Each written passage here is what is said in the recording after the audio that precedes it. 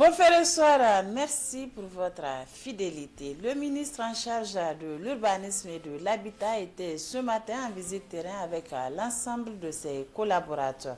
Le ministre Sahirou Adamou Salissou a successivement visité le site de projet de construction de clôture de 15 000 parcelles à Bangoula, celui de construction de 172 logements sociaux sur le budget national et le site de construction de logements sociaux avec des partenaires privés, 6 à la cité diaspora. Ablaziza Mahamadou et Ablaï Saïdou pour plus de détails. La première étape de cette visite terrain du ministre en charge de l'urbanisme et de l'habitat a concerné le site du projet de construction de clôture de 15 000 parcelles à Bangoula. Dans ce projet, 32 conventions de préfinancement ont été signées entre le ministère et des promoteurs nationaux et internationaux. 1000 murs de clôture sont en construction, dont 654 en cours élévation, 110 réceptionnés et 236 en cours de fondation. La deuxième étape a concerné le site de construction de 172 logements sociaux sur le budget national. Les travaux sont en train d'être assurés par 3 entreprises, à savoir IBAT Sarl, Ecomef et ES HTP sur ce site acquis par le ministère en 2015. La dernière étape a concerné le projet de construction de logements sociaux avec des partenaires privés. Le ministre en charge de l'urbanisme et de l'habitat tire le bilan de sa sortie de ce 23 août. Nous sommes là, c'est toujours dans le cadre des 25 000 logements là, du programme du gouvernement. Donc nous avons tenu à faire une visite sur le terrain pour constater l'évolution des travaux.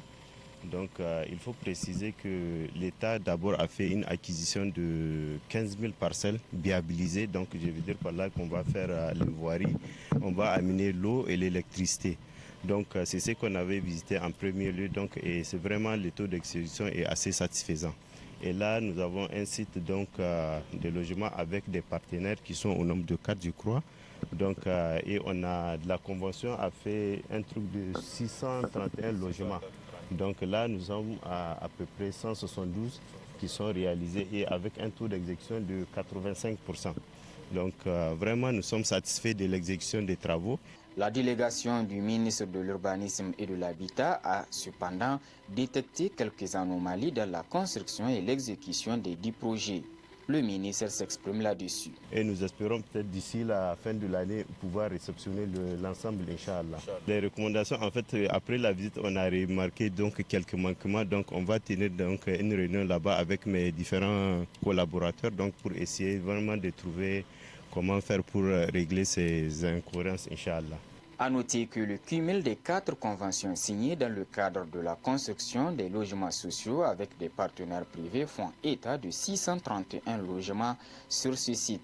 Au vu des réalisations faites sur le terrain, l'espoir demeure quant à la finalisation de ce projet dans un délai raisonnable.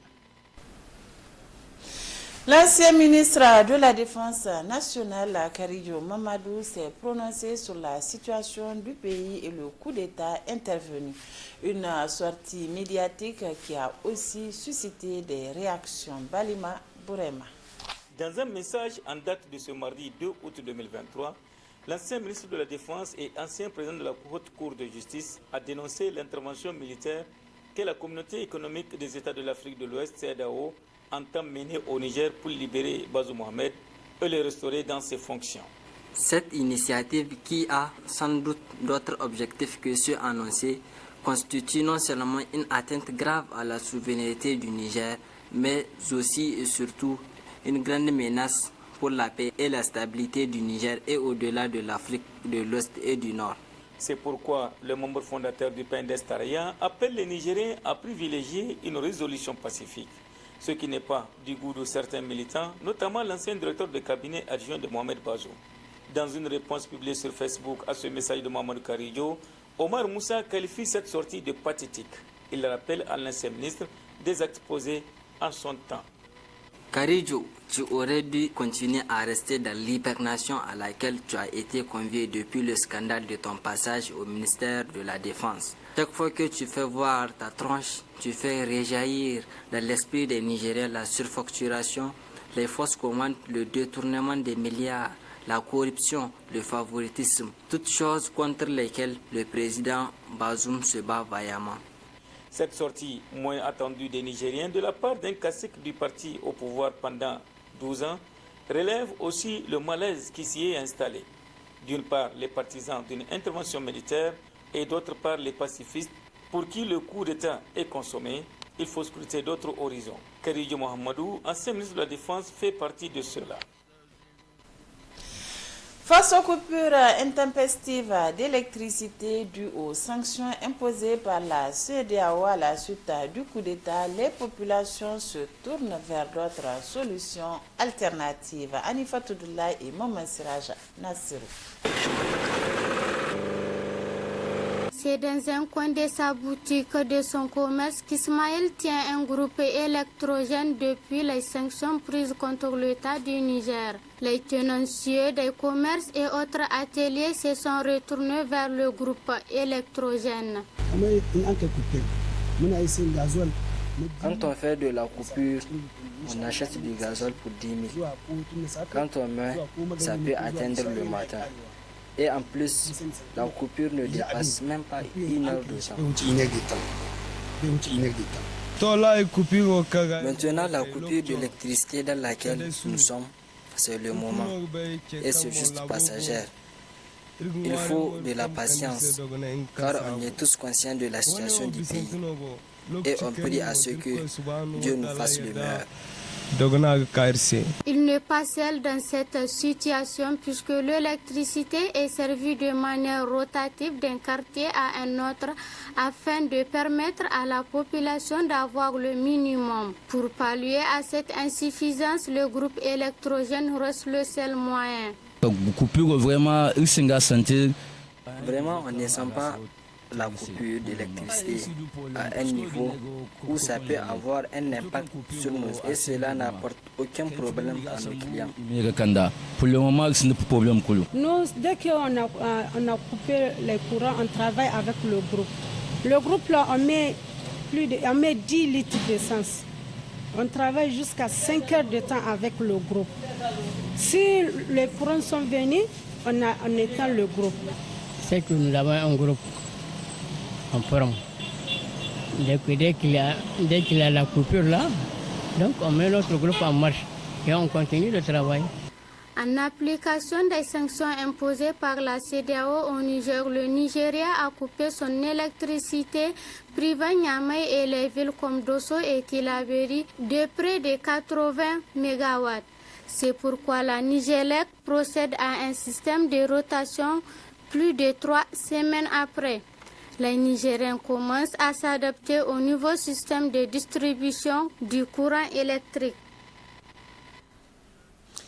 L'accès aux médias rendu difficile suite aux coupures d'électricité, les populations se tournent vers les réseaux sociaux pour s'informer. Une situation qui n'est pas sans danger car sur les réseaux sociaux, certaines informations sont fausses. L'heure est donc à la vigilance. Les yeux rivés vers les smartphones, il est difficile dans la situation actuelle que vit le pays, marqué par les délestages et l'interruption fréquente des programmes, des radios et télévisions du pays, de ne pas voir les citoyens à l'afflux des dernières informations concernant le Niger. C'est par WhatsApp et par Facebook. Comme vous l'avez constaté, ce sont les deux options que j'utilise et je trouve des informations fiables sur l'actualité du pays. Sur les réseaux sociaux, ce sont principalement les plateformes WhatsApp, Facebook, Twitter, Instagram qui sont les plus utilisées pour relayer les informations. Seulement, contrairement aux médias traditionnels classiques, la plupart des informations relayées ne sont pas vérifiées. Certains usagers en sont conscients. Parmi les informations, il y a des informations fiables, tout comme il y a des fausses informations. Et la désinformation qui est en train de connaître un excellent hop dans notre pays, ce qui est regrettable d'ailleurs. Il y a une situation qui s'insurge à travers la désinformation, la contre-information et les fausses informations, c'est-à-dire les fake news. Donc Je crois que nous n'avons pas de moyens précis pour faire la différenciation entre les fausses informations et les bonnes informations et la vraie information. Mais je crois qu'il y a un certain nombre d'internautes qui aujourd'hui on pense que s'ils arrivent à publier une information, on peut espérer que l'information s'avère la bonne. La vérification des informations partagées sur les réseaux sociaux doit être un réflexe pour tout utilisateur des plateformes sociales, selon M. Lamine Suleiman, spécialiste des questions relatives aux réseaux sociaux. Il faut qu'il y ait une cellule de veille vraiment par rapport à ces questions des réseaux sociaux. Parce qu'il y a des informations utiles qui participent à l'éducation, au renforcement des capacités des citoyens nigériens. Mais il y a à côté de ces informations, il y a des informations malveillantes, des informations qui, si l'on ne prend garde, risquent d'envenimer la situation et de donner lieu à d'autres désordres au sein de nos différentes communautés. Les réseaux sociaux sont certes une source d'information, mais pour les utilisateurs, il s'avère nécessaire de recouper les informations avec des sources officielles afin d'éviter d'être induit en erreur.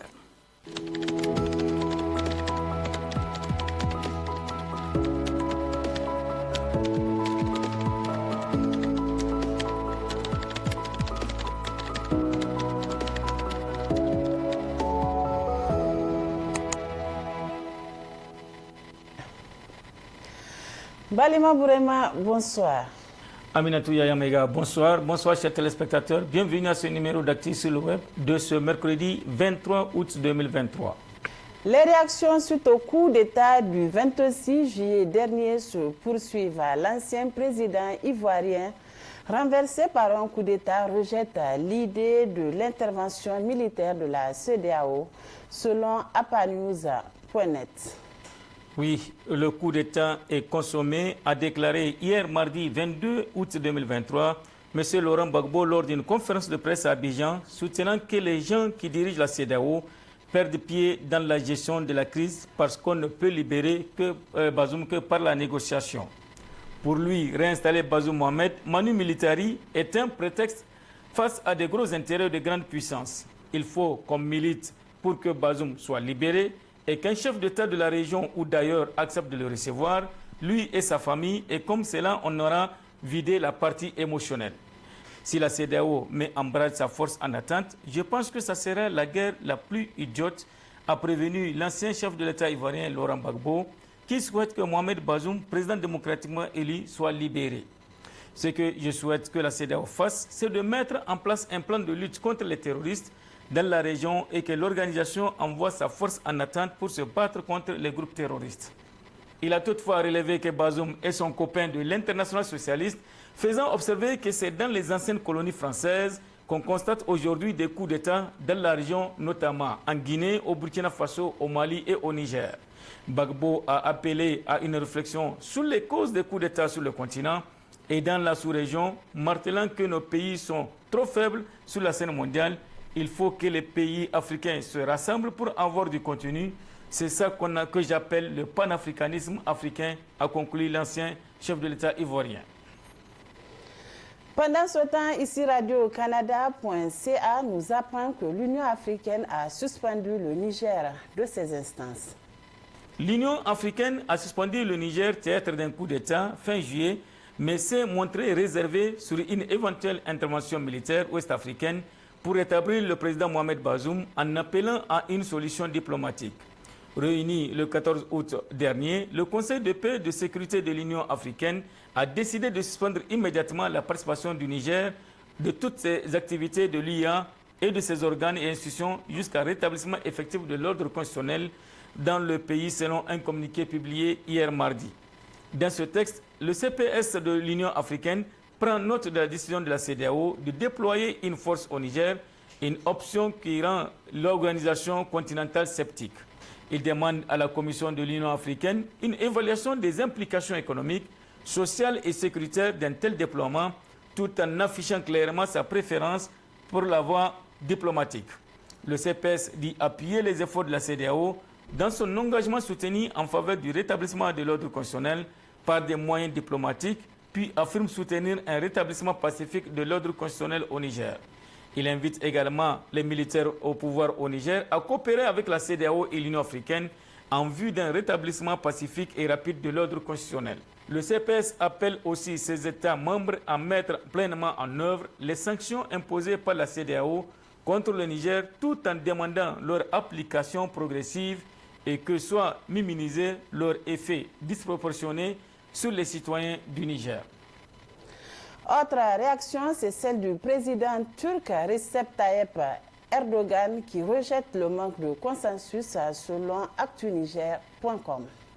Selon les déclarations rapportées par les médias turcs, le président Recep Tayyip Erdogan a regretté que pour l'instant aucune solution n'a été trouvée.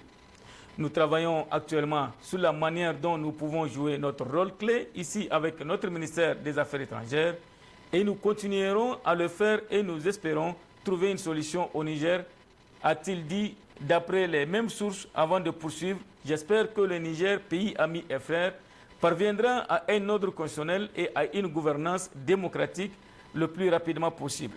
Le chef de l'État turc a toutefois rejeté l'option militaire envisagée par les chefs d'État de la CEDEAO. Je ne trouve pas juste la décision de la CEDEAO d'intervenir militairement au Niger. À la suite de cette décision, le Mali et le Burkina Faso ont également averti qu'une telle intervention militaire au Niger reviendrait à leur faire la guerre. Une intervention militaire au Niger signifierait que l'instabilité s'étendrait à de nombreux pays de l'Afrique, a-t-il estimé. J'espère que la paix sociale et la stabilité seront rétablies au Niger dès que possible et que le peuple nigérien protégera la démocratie et organisera des élections dès que possible. En tant que Turquie, nous continuerons à soutenir le peuple nigérien, un pays ami et frère, a conclu le chef de l'État turc, dont le pays a investi massivement au Niger ces dernières années, notamment dans le transport aérien, le commerce ainsi que les bâtiments. Enfin, Balima, selon ANP.NE, le bilan des inondations s'alourdit. Les inondations ont occasionné la mort de 31 personnes, dont 8 par effondrement et 23 par noyade et 35 blessés selon un bilan établi le lundi 21 août 2023 par la Direction générale de la protection civile. Au cours de ces inondations, 88 516 sinistrés répartis dans 10 474 ménages ont été enregistrés par la Direction générale de la protection civile. La région la plus touchée par le nombre de pertes en vies humaines est Tawa avec 9 décès, suivi de Maradi avec 8 et la région de Zander ayant enregistré 6 décès, rapporte la même source.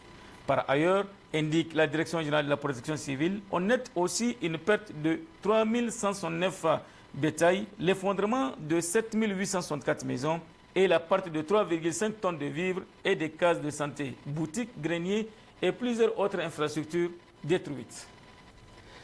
Balima, merci pour toutes ces informations. À la semaine prochaine, Inch'Allah. Merci aussi à vous, Aminatou Yaya Maïga. Merci, chers téléspectateurs, et à la semaine prochaine, Inch'Allah. Merci également à vous, messieurs, dames. Ici se referme cette édition d'information. Restez en notre compagnie. Nos programmes se poursuivent sur Bonferré Télévision.